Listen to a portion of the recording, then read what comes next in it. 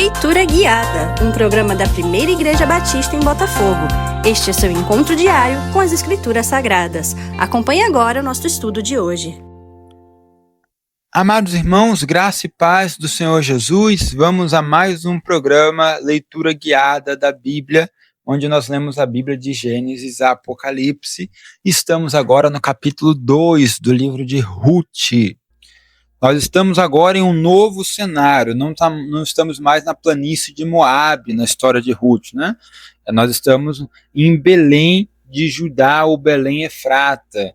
E aí, irmãos, o que vai acontecer é Ruth tomar uma iniciativa, né? Lá no verso de número 1 do capítulo 2, tem uma breve descrição de quem vai aparecer, que é Boaz, né? Então faz um breve comentário aqui. Tinha Noemi um parente de seu marido, senhor de muitos bens, ou seja, próspero, da família de Elimeleque, marido de Noemi, que já havia morrido, o qual se chamava Boaz. Quando o texto diz que Boaz era um homem de muitos bens, um homem próspero, né? Aqui no hebraico também cabe a interpretação de que ele seria um homem valoroso, né? Um homem honrado, de caráter honrado, né? Que talvez seja a melhor explicação aqui nesse sentido, né? Boaz não tem um significado, é um nome assim um tanto obscuro.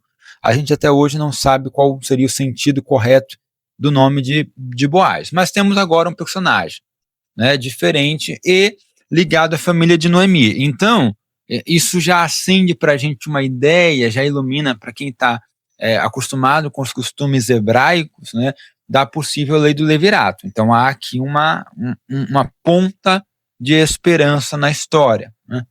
Verso 2. Ruth, a moabita, disse a Noemi: deixa-me ir ao campo e apanharei espigas atrás daquele que me favorecer. Ou seja, ela toma a iniciativa de ir colher as espigas. Não é colher as espigas que estavam, né, lá no pé certinho, não. São as espigas que os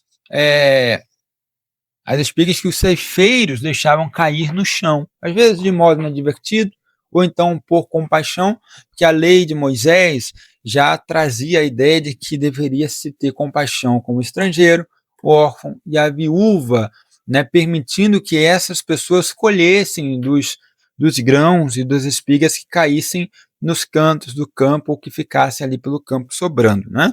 Então, assim, Noemi entra nessa história como a viúva e a estrangeira, né? Aquela que era duplamente assim carente, necessitada, e então deveria ser exercido para com ela a lei de compaixão, e a gente vê que é exatamente isso que acontece, né? Os ceifeiros permitem que ela esteja ali colhendo as espigas. Perceba que também ela diz assim, olha, daquele que me favorecer. Portanto, nem sempre essa lei era cumprida. Então existia uma certa dureza de coração em Israel, nos habitantes de Israel, né? Mas a graça de Deus aqui vai ser manifesta, porque ela vai chegar no campo e ela vai conseguir ali, então no primeiro que ela encontrar, ela vai conseguir fazer essa colheita. Já no verso de número 3, nós temos uma expressão interessante, né? Na minha Bíblia, Ara, Almeida Revista e Atualizada, está assim: por casualidade entrou na parte que pertencia a Boaz. A tradução literal dessa expressão seria assim: por acaso, o acaso a levou à parte que pertencia a Boaz. Então, por acaso, o acaso a levou. Olha o narrador trazendo a ideia de acaso, de sorte, né? Ou seja, como se o destino de Ruth estivesse à deriva e as coisas fossem mera coincidência. Mas isso é para chamar a atenção do leitor para o que vai acontecer, né? Ela entra no campo de Boaz. E aí você, leitor, tem que se perguntar: realmente foi o acaso? Isso é um estilo literário, uma expressão literária, né? Feita para que você, leitor, questione suas próprias proposições, seu próprio olhar da história. Será que realmente foi por acaso que ela entrou justamente no campo de Boaz, né, que era da família de Elimeleque? O acaso está muito coincidente, né? Não está muito certinho. Então, o autor está chamando a atenção para que você veja aqui que nas circunstâncias da vida, Deus é quem vai dirigindo, Deus vai dando a sua providência, que Deus vai direcionando a nossa vida, né, através de uma suposta aparência de acaso, tá? Através de uma suposta aparência de acaso, Deus vai guiando a nossa vida. A partir então do verso 4 até o verso 16, nós vemos a bondade de Boaz sendo exercida, né? Ele vai perguntar de qual é a origem de Ruth, quem ela é, ao que vão responder que ela é moabita e que veio com Noemi da terra. Então, da terra de Moab. Então, ele decide mostrar favor e permitir que ela esteja ali colhendo as espigas junto dos seus servos. Lá no verso de número 11, 12 e 13, Boaz vai conversar diretamente com Ruth, né? Ele diz assim para ela: me contaram tudo quanto fizeste a tua sogra, depois da morte de teu marido, e como deixaste a teu pai e tua mãe, e a terra onde nasceste, e vieste para um povo que dantes não conhecias. O Senhor retribua o teu feito, e seja cumprida a tua recompensa do Senhor, Deus de Israel, sob cujas asas vieste buscar refúgio. Disse ela: tu me favoreces muito, Senhor meu, pois me consolaste e falaste o coração de tua serva, não sendo eu nem ainda como uma das tuas servas. Então, perceba que o que Boaz está dizendo é que Deus está retribuindo a ação, a fidelidade de Ruth. Ou seja, fidelidade é retribuída com fidelidade, com bênçãos, né?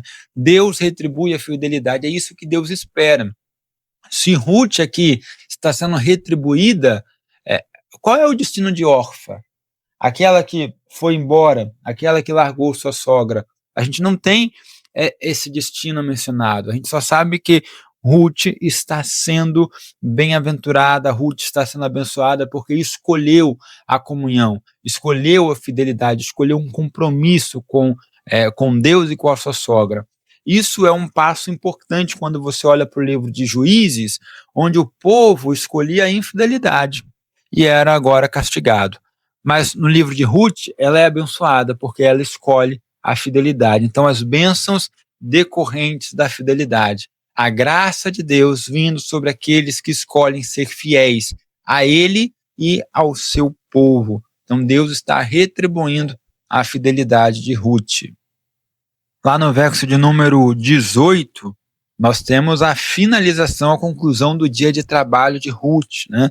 Ela terminou seu trabalho, volta para casa e a sogra dela viu que ela havia apanhado, ou seja, o resultado de um dia de trabalho, que foi surpreendente, né? Também o que lhe sobejara depois de fartar-se tirou e deu à sua sogra, ou seja, Ruth tira o que ela precisa e dá o resto à sua sogra. Nós temos aqui, irmãos, a ideia da prosperidade, da bênção de Deus alcançando Ruth. Um dia de trabalho resultou para ela em fartura, então ela chega em casa e pode sustentar a sua família, que é ela e sua sogra Noemi.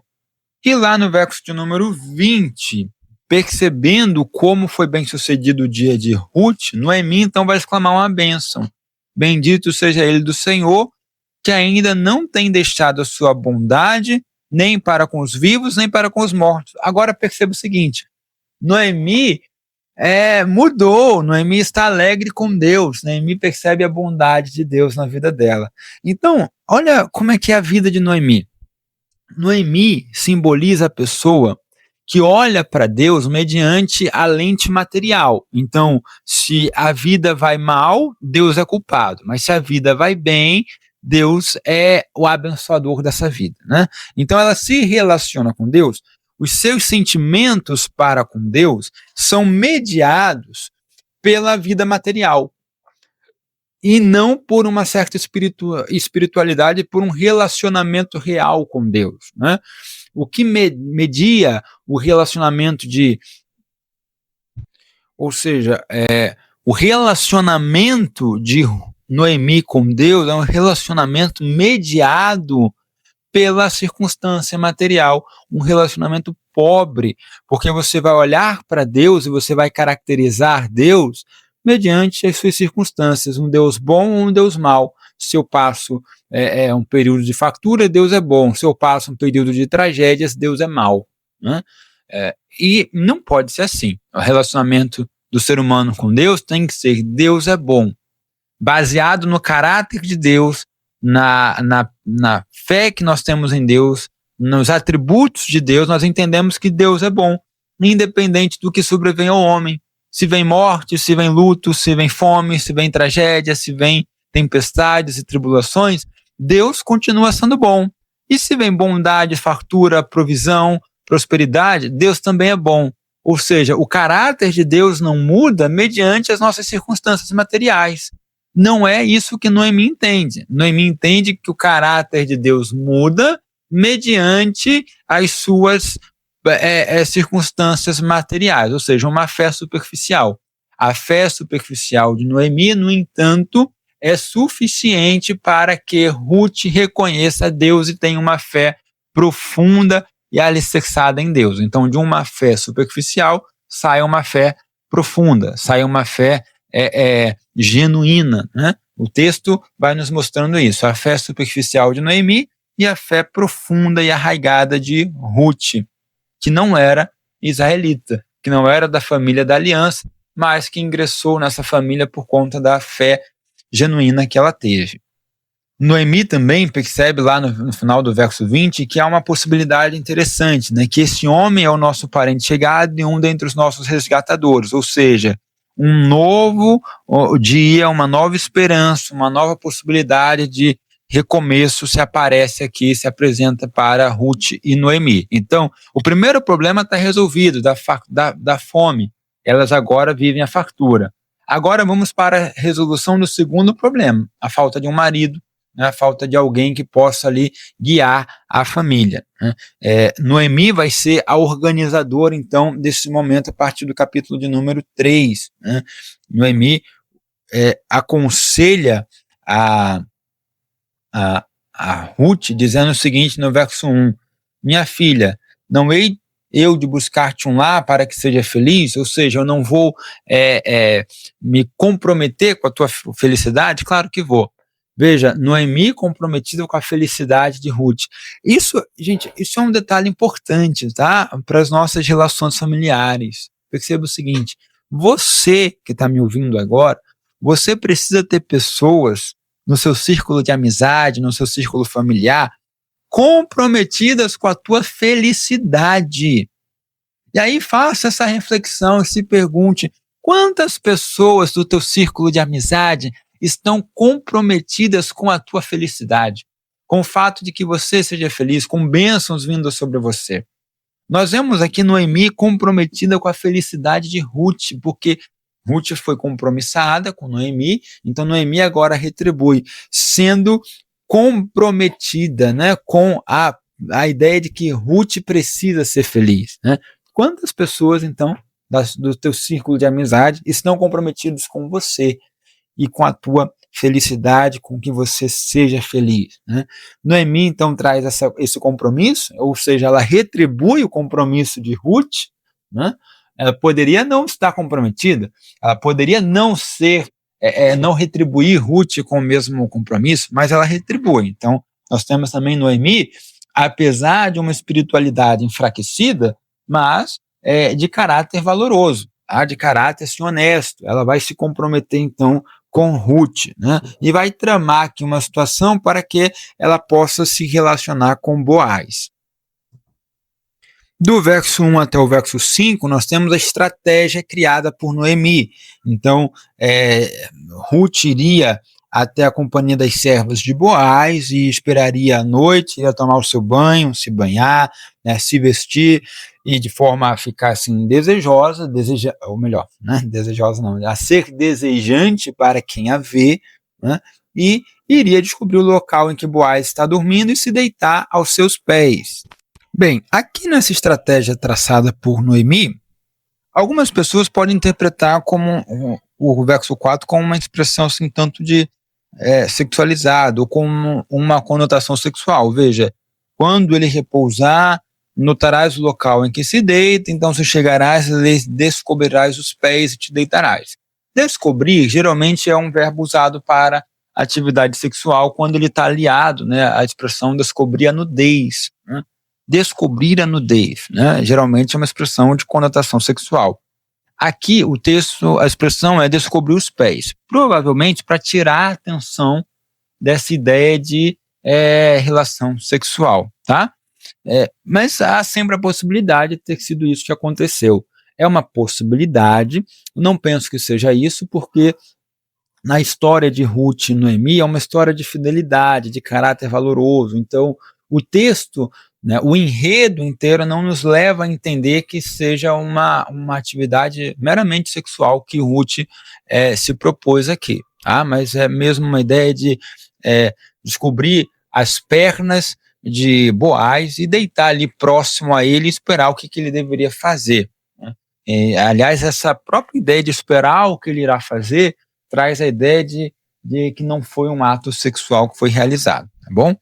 E Ruth, então, faz o que sua sogra mencionou, era uma estratégia perigosa, porque Boaz poderia entender que Ruth era uma prostituta, e entendendo que ela fosse uma prostituta, poderia rechaçá-la, ou não, poderia também acolhê-la, mas não se casar com ela, porque se ele entendesse que ela seria uma prostituta, ele poderia recusar casar com ela.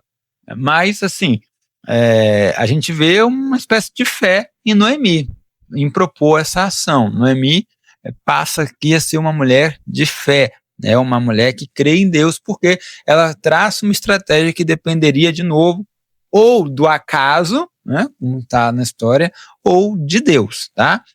E, de fato, quando a gente tem essa coincidência no livro de Ruth, sempre vai apontar para Deus.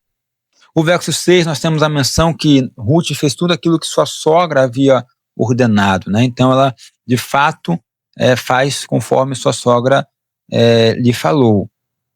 E no verso 10, nós temos Boaz, reconhecendo Ruth ao seu lado, depois de acordar e reconhecer que é a Ruth que está ao teu lado, ele vai mencionar o seguinte: mais uma vez uma bênção para Ruth. Bendita sejas tu do Senhor, que fizeste a tua última benevolência. Ou melhor fizeste a tua última benevolência que a primeira, pois não foste após jovens, quer pobres, quer ricos. Ou seja, ele está dizendo que Ruth poderia ter se relacionado com qualquer pessoa, mas não fez. Ela estava livre para se relacionar porque o período de luto dela acabou, mas ela não fez, ela se guardou. Por isso a ideia de que lá no verso 4 não traz uma conotação sexual, né? Então, Boaz elogia Ruth pela preservação da sua sexualidade, pela preservação da sua feminilidade, né? Ela está se guardando e se preservando. E no verso 11, chamando a atenção para o fato dela ser uma mulher virtuosa. Mas aí aparece um problema lá no verso de número 12. Né? Ele diz assim: ora, é muito verdade que eu sou resgatador, mas ainda outro resgatador há mais chegado do que eu. Então, nós temos um problema aqui, porque além de Boaz, tem um outro resgatador que deveria vir primeiro. E aí Ruth poderia não se casar com Boaz. Né? Então, agora, o enredo, a trama passa para o protagonismo de Boaz. É ele quem vai até esse outro resgatador de nome não identificado, e é ele quem vai agora dirigir as cenas. Né? Ele vai lá e vai tentar essa negociação. E lá no verso 18, a gente tem a expectativa de Noemi, né, dizendo para Ruth: olha, espera até que saibas em que darão as coisas, porque aquele homem não descansará enquanto não se resolver este caso ainda hoje. Ou seja, nós temos uma característica aqui de Boaz, um homem justo, um homem que busca a justiça, e um homem que ele é rápido em realizar esses atos de justiça. Né? Boaz então vai lá, faz a sua negociação com o resgatador na porta da cidade, lá no capítulo de número 4, que vai trazer a solução para o problema. Se o capítulo 3, então, tem o problema da falta de marido, no capítulo 4 tem a solução para esse problema. Boaz fala com o resgatador, e ele vai fazer essa fala de uma forma um tanto quanto parcial, porque ele tem interesse em Ruth. Então o que ele vai fazer? Olha, ele vai lá dizer lá no verso de número 3, aquela parte da terra que foi de Elimeleque, nosso irmão, Noemi, que tornou da terra dos Moabitas, a tem para venda. Ou seja, ele vai dizer para o resgatador primeiro a terra. Olha, seu resgatador, que não tem nome aqui definido, temos uma terra para venda, que é a terra do nosso irmão, e Noemi está vendendo. Você quer resgatá-la? Veja que ele omite o fato de ter Noemi, de ter Ruth também à disposição. porque ele tem interesse em Ruth. Então ele está protegendo, nesse primeiro momento, a imagem de Ruth, né? O resgatador resolve, então, comprar essa terra, né? E ele pede ali o preço, né?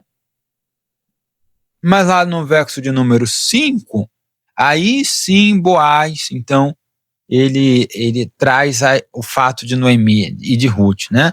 Então ele traz assim a ideia: também no dia em que tomares a terra da mão de Noemi, também tomarás da mão de Ruth, a Moabita, já viúva, para suscitar o nome do esposo falecido sobre a herança dele. Ou seja, a herança de Noemi e de Ruth deveria ficar sob posse delas para a descendência dos seus filhos, né? E ter um nome ali, Elimeleque, ter um nome em Israel.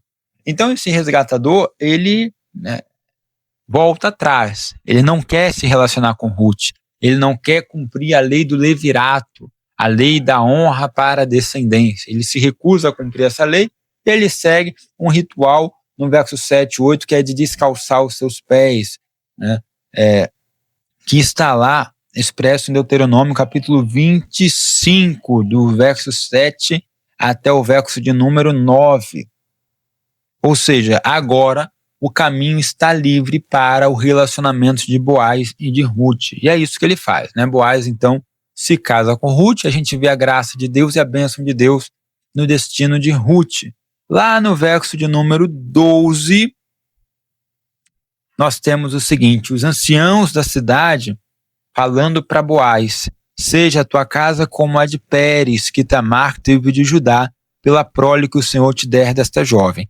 Lá no livro de Gênesis, Pérez, né, lá no livro de Gênesis, capítulo 38, do verso 27 ao 30, Pérez é o primeiro filho nascido de Tamar, quando ela também passa pela lei do levirato. Os maridos de Tamar morrem, né? O primeiro marido morre, aí Judá, que é o descendente de Jacó, né, filho de Jacó, dá a ela seu irmão, e esse também morre, dá outro, e ele também morre, e por fim, ele não dá o filho mais novo, mas Judá, o próprio pai, vai se relacionar com Tamar e ter um filho dela, exercendo a lei do levirato, e nasce ali Pérez. Então, Pérez é um homem que nasce da lei do levirato. Então, a origem, né, da família de Ruth sai dessa lei do levirato, né?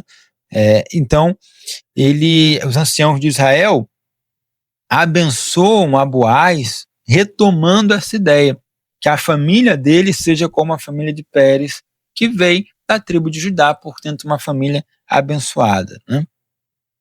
Agora, no verso 13, Boaz se casa com Ruth e ela concebe um filho, né? E esse filho denota ali no verso 14 uma bênção para Noemi. Agora perceba o seguinte, né? Eu falei aqui em outro momento que ao final do capítulo 1, a vida de Ruth e Noemi estavam vazias, como a terra. A terra era sem forma e vazia. Agora Deus iria preenchê-la. E Deus preenche, primeiro com fartura, segundo com relacionamentos saudáveis, com Boaz, e agora com o filho. Deus preencheu a vida de Noemi, e também com a vida de Ruth, né? Deus preencheu a vida de Noemi com sua nora, com um novo marido, com um neto. Deus preencheu a vida de Ruth com o marido e com o filho. Deus está criando essas coisas. Deus está exercendo a sua obra criadora e providencial na vida de Ruth e Noemi. Cada crise humana, cada crise familiar é um espaço para Deus criar, é um espaço para Deus agir, é um espaço para a provisão de Deus. É isso que o texto nos mostra, que a nossa vida ela é um quadro para que Deus vá compondo e vá criando situações para manifestar a sua glória. A fome, a morte e o luto que perpassaram a vida de Noemi e de Ruth foram situações para engrandecer a Deus, para que Deus pudesse criar coisas novas para a sua vida. Então você, leitor, e nosso ouvinte, você se pergunta aí, qual é o estado da tua vida? Por quais crises você tem passado? O que essas crises significam? Cada crise significa o espaço para Deus agir. crises são oportunidades para se ver o agir de Deus, mas também, assim como Ruth fez, de demonstrar o nosso compromisso e nossa fidelidade para com Deus. Demonstre o seu compromisso e fidelidade a Deus nas crises, para que Ele possa, então, preencher a tua vida de novidades, de coisas novas, de bênçãos e de novos relacionamentos. Então o verso 14 diz assim, os anciãos, as mulheres dizem para Noemi, seja o Senhor bendito, que não deixou hoje de te dar um neto que será teu resgatador e seja afamado em Israel o nome desse, ou seja, ele será uma pessoa reconhecida, né, de muita bênção e vai abençoar a velhice ali de Noemi. Bom, termina ali a história de Ruth, Noemi no verso 16, né? No verso 17, esse menino recebe o nome, Obed, e já é mencionado, olha, Obed, este é o pai de Jessé, pai de Davi, ou seja, ele já liga Obed à figura de Davi, abençoando ainda mais essa família, né? E no verso 18 vem então a genealogia, começando lá em Pérez, o primeiro mencionado pela lei do levirato.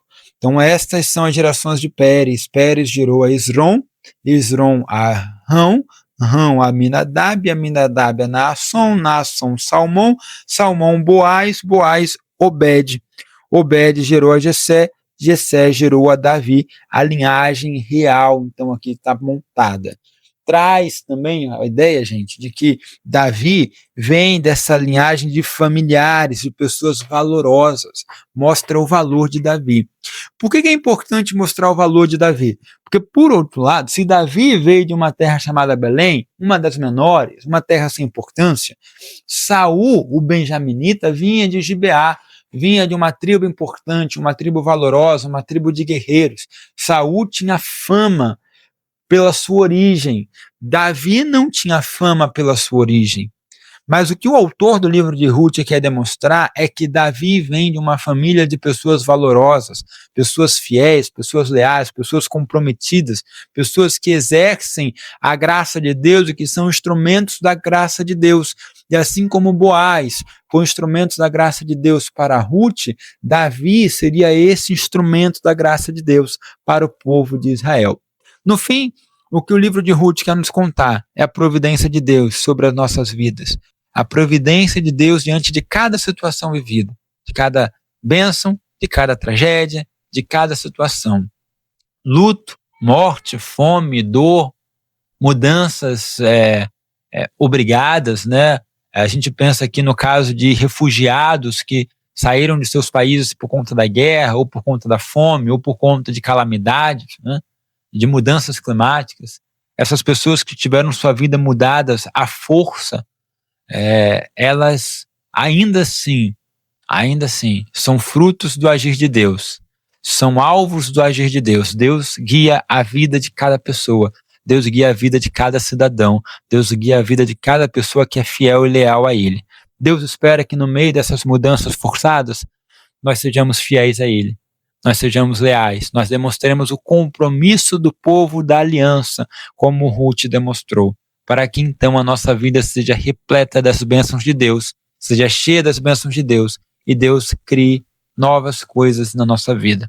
Que você esteja aí nesse tempo, eu oro para que você esteja no tempo em que Deus irá criar coisas novas para a sua vida.